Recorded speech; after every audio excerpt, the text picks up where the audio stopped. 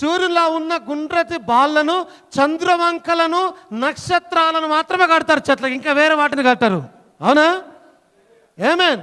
వాటిని మాత్రమే కడతారు. ఇంకా కొన్ని చిన్న చిన్న గిఫ్ట్ బాక్సులు లాంటివి కడతారు వాటికి. ఎగ్జాక్ట్లీ అదే ఆచారం ఈ రోజున చేస్తూ ఉన్నారు.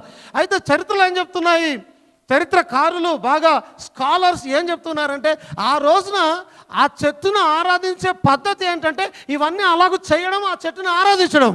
పాయింట్కి వస్తే చెట్టు ఎందుకు వచ్చింది ఇక్కడికి? ఏ చెట్టు పడితే అది జీవవృక్షానికి సాదృశ్యము కాదండి. జీవవృక్షము యేసు క్రీస్తుల వారే అయి ఉన్నారు. ఆయనే ఒక జీవవృక్షము, ఆయన జీవమునిచ్చేవాడై ఉన్నాడు. నువ్వు ఏదో చెట్టును పెట్టి ఏదో కథ చెప్పి నీ విశ్వాసాలని నువ్వు మరల్చగలుగుతావేమో, మరలు కొలుపుచావేమో, కానీ వధువును నువ్వు ఎట్టి పరిస్థితుల్లో మోసం చేసాలి. ఎట్టి పరిస్థితుల్లో సత్యం బయటికి రాక మానదు.